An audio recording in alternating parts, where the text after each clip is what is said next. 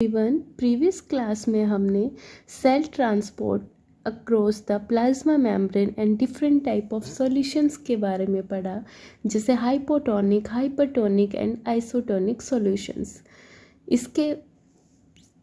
इसके बाद आज इस क्लास में हम साइटोप्लाज्म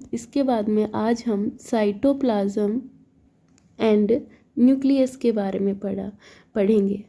सेल कंपोनेंट में हमने सेल वॉल, सेल मेम्ब्रेन के बारे में पढ़ा। अब इसके साथ साथ आज हम साइटोप्लाज्म और न्यूक्लियस के बारे में पढ़ेंगे। उसके बाद में हम डबल मेम्ब्रेन जो ऑर्गेनेलीज हैं, सिंगल मेम्ब्रेन ऑर्गेनेलीज और जो नॉन मेम्ब्रेन बाउंड ऑर्गेनेलीज हैं उनके बारे में पढ़ेंगे। साथ के साथ में हम सेल डिवीज़न के बारे में पढ़ेंगे। तो आज इस क्लास में हम साइटोप्लाज्म के बारे में पढ़ेंगे। सबसे पहले तो साइटो क्या होता है, कभी भी साइटो मैंने बताया था, साइटो वर्ड किसके लिए होता है, सेल के लिए होता है, सेल के लिए। और प्लाज्म वर्ड होता है फ्लूइड के लिए। तो साइटोप्लाज्म क्या हुआ, fluid present inside the cell, यानी सेल का जो फ्लूइड है, सेल के अंदर जो फ्लूइड प्रेजेंट है, लिक्विड प्रेजेंट है, उसको हम क्या कहेंगे, साइटोप्लाज्म कहेंगे। तो cytoplasm is the jelly like substance. Jelly देखी है ना, बहुत सॉफ्ट सी होती है, सेमी सॉलिड सी, बिल्कुल ऐसा होता है साइटोप्लाज्म, जो क्या करता है, fills the space between the cell, जो सेल के स्पेस को क्या करेगा, फिल करेगा। It include the cyto means वही सेल, और सोल भी क्या होता है यहाँ पे, फ्लूइड पार्ट। क्या है, फ्लूइड पार्ट। तो it include the cytosol, it includes the cytosol and the organelles. जैसे ये क्या है, ये एक यूकैरियोटिक सेल है। ये क्या है, एक यूकैरियोटिक सेल है। इसमें हम देख पा रहे हैं, यूकैरियोटिक सेल है, इसमें हम देख पा रहे हैं कि जो ये फ्लूइड है, ये जो आप देख पा रहे हो, ये जो फ्लूइड है, ये क्या है, ये साइटोप्लाज्म है। क्या है, ये साइटोप्लाज्म है। क्या है, इसको हमने क्या कहा है, साइटोप्लाज्म। अब इस साइटोप्लाज्म में हम देख पा रहे हैं कि बहुत सारी सेल ऑर्गेनेलीज प्रेजेंट है, जैसे माइटोकॉन्ड्रिया है, गोल्जी बॉडी है, जो ये आप देख पा रहे हो पर्पल कलर में, ये जो एक नेटवर्क के फॉर्म में है, ये क्या है, ईआर है। साथ के साथ में किससे अटैच्ड है, ये न्यूक्लियस से अटैच है, तो ये क्या है, न्यूक्लियस है, ये न्यूक्लियोलस है।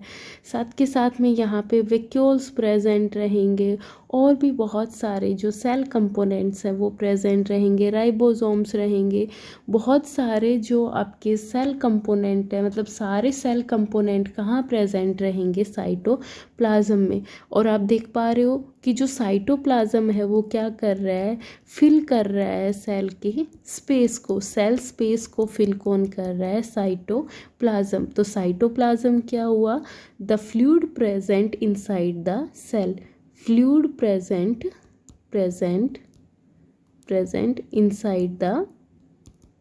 Inside the cell. सेल के अंदर जो फ्लूइड प्रेजेंट है उसको हम क्या कहेंगे, cytoplasm. And cytoplasm consist of many cell components like double membrane organelles like mitochondria, plastid, single membrane जैसे ईआर, गोल्जी, और नॉन मेम्ब्रेन जैसे राइबोसोम्स। ये क्या है, ये सेल ऑर्गेनेलीज हैं, और ये सारी चीज़ें कहाँ प्रेजेंट रहेंगी, ये सारे, और न्यूक्लियस है, ये सारी चीज़ें साइटोप्लाज्म में रहेंगी। अब यहाँ पे इतनी सारी सेल ऑर्गेनेलीज, न्यूक्लियस सब प्रेजेंट है, तो ये क्या रहेगी, इट इज़ एक्टिव साइट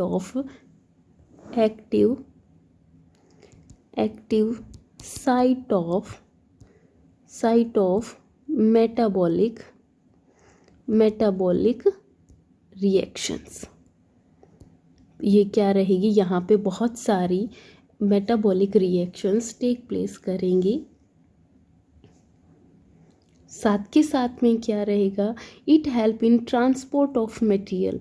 अब देखिए, जो हम आगे पढ़ेंगे, जो गोल्जी है वो क्या है, किस में हेल्प करेगी, ट्रांसपोर्टेशन में हेल्प करेगी, प्रोटीन्स और लिपिड्स के में, प्रोटीन एंड लिपिड्स के ट्रांसपोर्टेशन में हेल्प करेगी। उनको सिंथेसिस कौन करेगा, उनको सिंथेसिस करेगी ईआर। अब ईआर भी हम ईआर में पढ़ेंगे कि कौन सी ईआर आपकी लिपिड बनाएगी, कौन सी ईआर आपकी प्रोटीन्स बनाएगी। जब ईआर प्रोटीन और लिपिड्स बनाएंगे तो उनका जो ट्रांसपोर्टेशन है किसमें, गोल्जी में हो रहा है, तो वो कहाँ पे, वो किसकी हेल्प से हो रहा है, वो साइटोप्लाज्म की हेल्प से हो रहा है। नेक्स्ट क्या है, it provide shape and support and help in the cell movement. अब जैसे कि जो फ्लूइड है वो कैसे है, जैसे कि वो, अब जो साइटोप्लाज्म है वो क्या है, सेल शेप को मेंटेन करता है। कैसे, उसको स्ट्रक्चर प्रोवाइड करता है। जैसे हमारे पास एक 3 बैलून है, उस 3 बैलून में एक में हमने वाटर फिल नहीं किया, एक में थोड़ा सा फिल किया और एक में बहुत ज़्यादा किया। तो जिसमें फिल नहीं किया यानी उसकी कोई शेप नहीं है, जिसमें थोड़ा किया तो उसकी अपनी एक शेप होगी, जिसमें ज़्यादा है उसकी अपनी एक शेप होगी।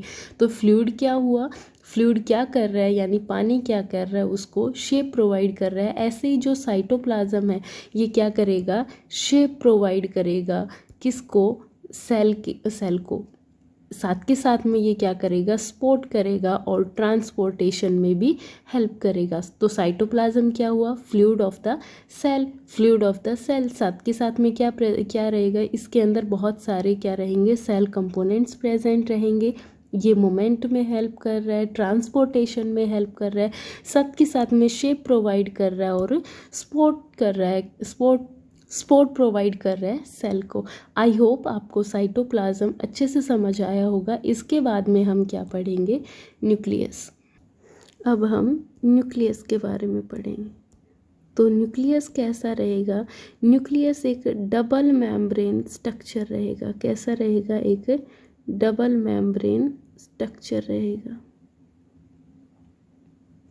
यानी न्यूक्लियस में कितनी मेम्ब्रेन रहेंगी, 2 मेम्ब्रेन रहेंगी। कितनी रहेंगी, 2 मेम्ब्रेन रहेगी।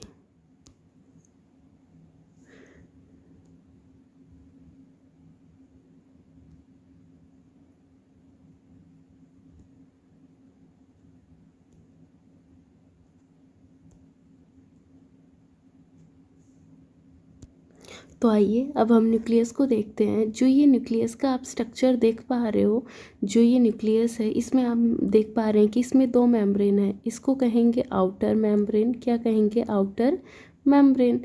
ये क्या रहेगी, हमारी इनर मेम्ब्रेन, इनर मेम्ब्रेन। इसको हम क्या कहेंगे, कैरियोथिका भी बोल सकते हैं। मैंने प्रोकैरियोट और यूकैरियोट में बताया था कि कैरियो का मतलब क्या रहेगा, न्यूक्लियस रहेगा। तो कैरियोथिका या न्यूक्लियर एनवेलप किसका नाम रहेगा, न्यूक्लियर मेम्ब्रेन का। तो ये आउटर न्यूक्लियर मेम्ब्रेन है, ये इनर न्यूक्लियर मेम्ब्रेन है। अब आप देख पा रहे हो इन दोनों के बीच में जो ये स्पेस प्रेजेंट है, जो ये स्पेस प्रेजेंट है, इस स्पेस को हम कहते हैं पेरी न्यूक्लियर स्पेस। क्या कहेंगे, पेरी न्यूक्लियर स्पेस।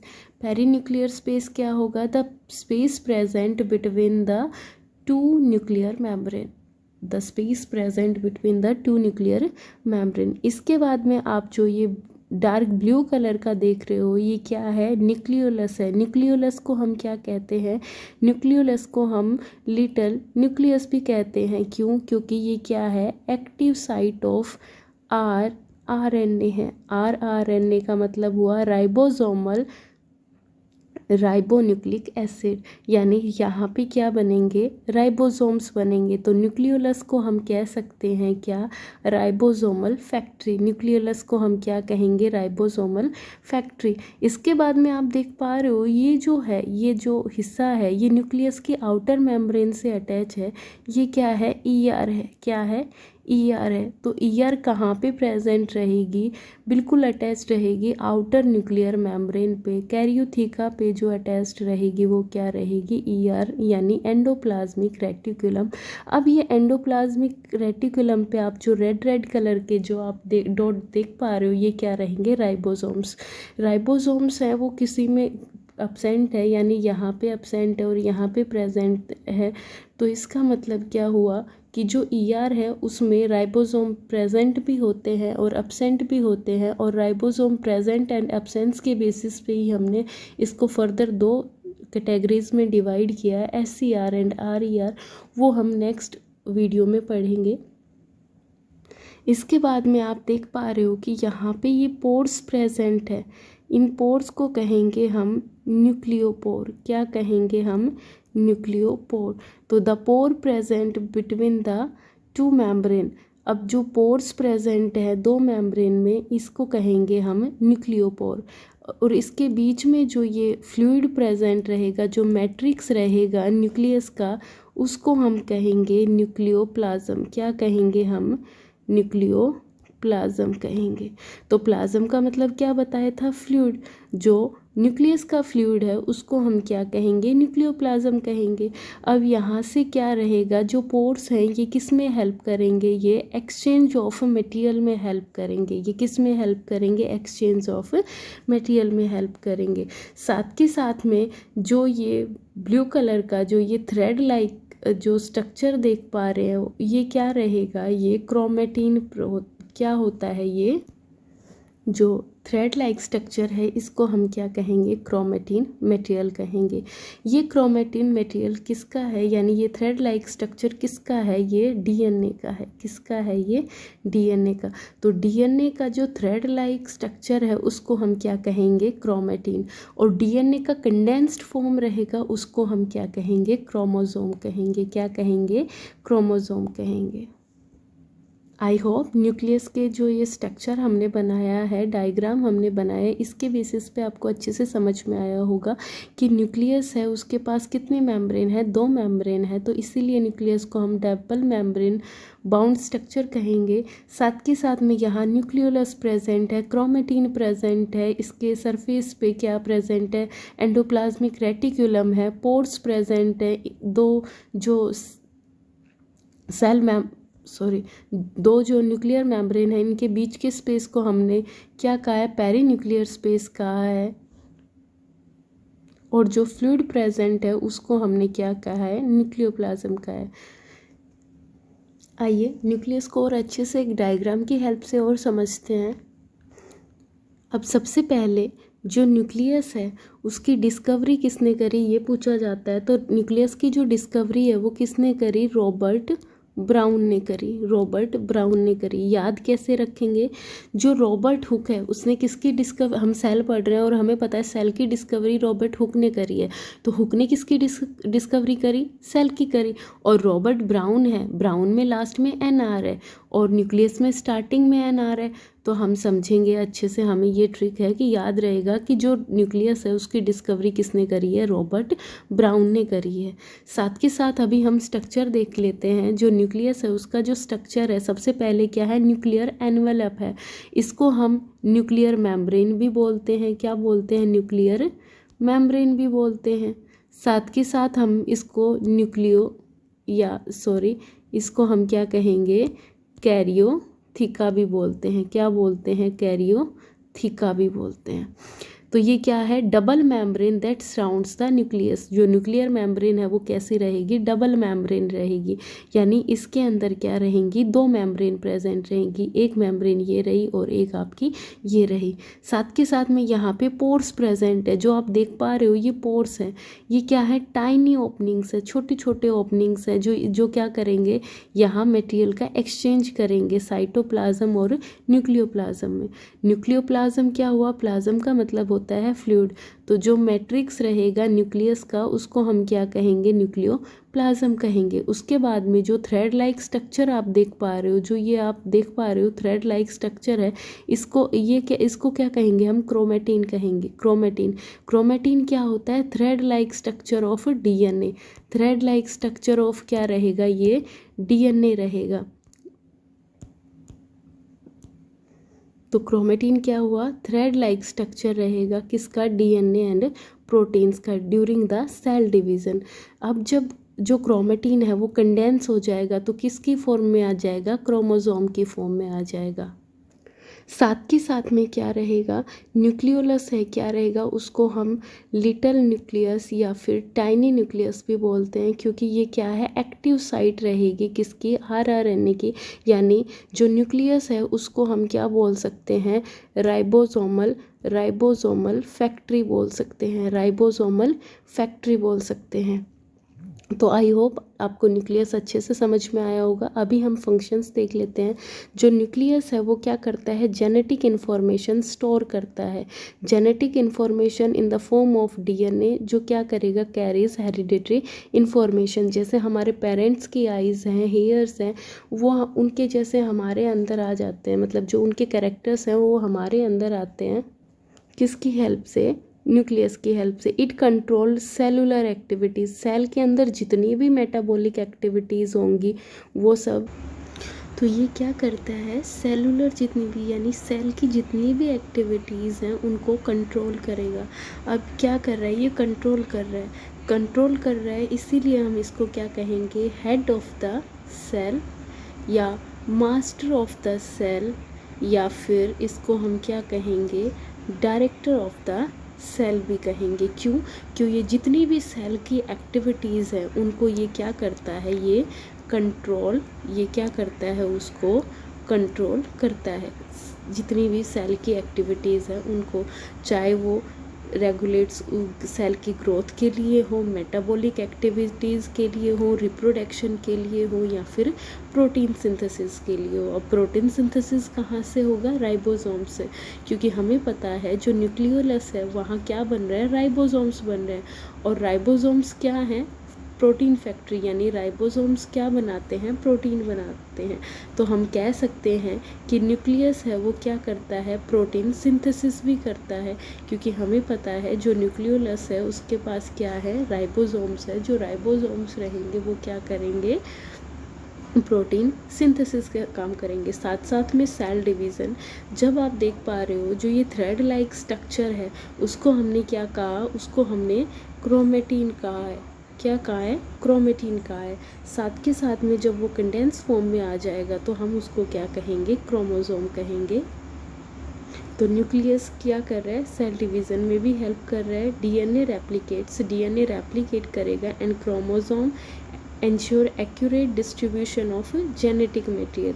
जो क्रोमोसोम है वो क्या करेंगे, एंश्योर करेंगे कि जेनेटिक मटेरियल है उनका एक्यूरेट डिस्ट्रीब्यूशन हुआ है या नहीं हुआ है सेल डिवीज़न के ड्यूरिंग, यानी सेल डिवीज़न के दौरान जो जेनेटिक मटेरियल है उसका एक्यूरेट डिस्ट्रीब्यूशन हुआ है या नहीं। तो हम कह सकते हैं कि जो न्यूक्लियस है वो किस में हेल्प कर रहा है, सेल डिवीज़न में भी हेल्प कर रहा है। साथ के साथ में जीन एक्सप्रेशन, जीन्स क्या है, जो क्रोमोसोम्स हैं उनके ऊपर जो प्रेजेंट है वो क्या है, जीन्स है। और ये यही जीन्स हैं जो हमारे कैरेक्टर्स, जैसे हमारी हाइट है, हमारी कलर है, हमारे हेयर ग्रोथ है, इन सब के लिए रिस्पॉन्सिबल है। साथ के साथ में it control the process of the transcription क्या है, जब डीएनए से आरएनए बन रहा है उस प्रोसेस को हम क्या कहेंगे, ट्रांसक्रिप्शन। तो ये उस प्रोसेस को भी कंट्रोल करेगा और साथ के साथ में रेगुलेट करेगा। तो डीएनए से क्या बनते हैं, आरएनए से क्या बनते हैं, प्रोटीन। ये क्या है, मॉलिक्यूलर बायोलॉजी है, उसका सीक्वेंस रहेगा। मतलब ट्रांसक्रिप्शन क्या होगा, डीएनए से आरएनए बनना और आरएनए से प्रोटीन बन रहा है, ये रहेगा आपका ट्रांसलेशन रहेगा। तो ये हम मॉलिक्यूलर बायोलॉजी में पढ़ेंगे जो हमारे 12th में है, अभी इतना हम नहीं पढ़ेंगे। तो हमने फंक्शंस ऑफ न्यूक्लियस पढ़ा कि ये क्या करता है, स्टोर जेनेटिक इन्फॉर्मेशन, मतलब हमारे पेरेंट्स से जो कैरेक्टर्स हमें मिले हैं उनको हम क्या कहते हैं, हेरिडिटी इन्फॉर्मेशन कहते हैं। तो आपका न्यूक्लियस क्या करेगा, स्टोर करेगा जेनेटिक इन्फॉर्मेशन, और हमारे पेरेंट्स से वो किस में आ जाती है, हमारे अंदर आ जाती है। It controls the cellular activity, cell की जितनी भी एक्टिविटीज़ हैं उनको ये क्या करेगा, रेगुलेट करेगा, कंट्रोल करेगा। तो हम इसको क्या कहेंगे, हेड ऑफ द सेल। इसका दूसरा नाम क्या रहेगा, हेड, मास्टर, प्रिंसिपल या डायरेक्टर ऑफ द सेल रहेगा। ये प्रोटीन, इसमें न्यूक्लियोलस होता है, न्यूक्लियोलस राइबोसोम बनाता है और राइबोसोम प्रोटीन बनाता है। तो इनडायरेक्टली हम कह सकते हैं कि ये प्रोटीन सिंथेसिस में भी हेल्प कर रहा है, साथ के साथ में सेल डिवीज़न में भी हेल्प कर रहा है और जीन एक्सप्रेशन यानी ट्रांसक्रिप्शन में भी ये क्या कर रहा है, उसकी जितनी भी एक्टिविटी है उनको रेगुलेट कंट्रोल कर रहा है। साथ के साथ हम पढ़ चुके हैं जो न्यूक्लियस की डिस्कवरी है वो 1831 में रॉबर्ट ब्राउन ने दी थी। ठीक है, 1833 में परकिंजे ने क्या किया था, जो टर्म है उसको क्या किया था, परकिंजे ने क्या किया था, coined the term nucleus for the structure discovery by the Robert brown. अब 1838 में मैथ्यूज जो शेल्डन है और स्वान है उन्होंने सेल थ्योरी दी थी और बताया था न्यूक्लियस क्या है, एक एसेंशियल कंपोनेंट है किसका, सेल का। इसके बाद में क्या है, माइक्रोस्कोपी यानी माइक्रोस्कोप का धीरे धीरे क्या हुआ कि और अच्छे से डिस्कवरी हुई और हम डिटेल जो स्ट्रक्चर है और उसके फंक्शन है न्यूक्लियस के वो देख पाए। तो डिस्कवरी समझ में आई, किसने करी, रॉबर्ट ब्राउन ने करी, लेकिन जो टर्म है वो किसने कॉइन करी, परकिंजे ने करी। ठीक है, और जो मैथ्यूज शेल्डन और स्वान है जिन्होंने सेल थ्योरी दी थी जो सक्सेस नहीं हो पाई थी, उन्होंने क्या कहा कि जो न्यूक्लियस है वो एसेंशियल कंपोनेंट है किसका, सेल का, और माइक्रोस्कोप के अंदर हम सेल के कंपोनेंट न्यूक्लियस के कंपोनेंट और उनके स्ट्रक्चर को हम अच्छे से देख पाते हैं। तो हमने जो न्यूक्लियस है उसका स्ट्रक्चर अच्छे से किया। ठीक है, साथ साथ में हमने उनकी डिस्कवरी के बारे में पढ़ा, फंक्शंस के बारे में पढ़ा। तो एक बार डिटेल एक्सप्लेनेशन देख लेते हैं कि न्यूक्लियस क्या है। एक डबल मेम्ब्रेन बाउंड स्ट्रक्चर है। हमें पता है कि इसके पास 2 मेम्ब्रेन होती है, साथ में ये कंट्रोल करता है जितनी भी आपकी सेलुलर एक्टिविटीज़ होती हैं उनको, सेल की जितनी भी एक्टिविटीज़ होती हैं इसके पास क्या है, डीएनए है। ठीक है, in the form of chromosome and chromatin material. जो डीएनए है वो हमें पता है जितनी भी सेल की एक्टिविटी है उनको कंट्रोल करता है। साथ के साथ में जो न्यूक्लियर एनवेलप है यानी मेम्ब्रेन है, ठीक है, वो सेपरेट हो जाती है किसकी हेल्प से, साइटोप्लाज्म की हेल्प से, और साइटोप्लाज्म भी उसको क्या कर रहा है, प्रोटेक्ट कर रहा है। और जो न्यूक्लियर एनवेलप है उसके ऊपर किसका स्ट्रक्चर रहेगा, एंडोप्लाज्मिक रेटिकुलम का रहेगा। साथ के साथ में जो न्यूक्लियोलस है वो एक्टिव साइट रहेगी राइबोसोम प्रोडक्शन के लिए। साथ के साथ में न्यूक्लियोप्लाज्म है वो क्या रहेगा, फ्लूइड मैट्रिक्स रहेगा, जो क्या सपोर्ट करेगा उसके स्ट्रक्चर को as well as internal components को। अब जो की पॉइंट्स हैं जो हमें ध्यान रखने वो क्या है, ये कमांड सेंटर है, हेड सेंटर है या फिर डायरेक्टर ऑफ द सेल है। इसके पास क्या है, अपना डीएनए है, तो इसको हम कह सकते हैं ब्लूप्रिंट ऑफ द लाइफ। ये हमारी जितनी भी सेलुलर एक्टिविटीज़ है उनको कंट्रोल कर रहा है। ये हमारी ग्रोथ, डेवलपमेंट और रिप्रोडक्शन के लिए बहुत ज़रूरी है। और याद रखना ये किस में एब्सेंट रहेगा, ये प्रोकैरियोटिक सेल में एब्सेंट रहेगा। किस में एब्सेंट रहेगा, प्रोकैरियोटिक सेल में। और एक चीज़ और याद रखना, जो मैमेलियन आरबीसी हैं, कौन सी, ममेलियन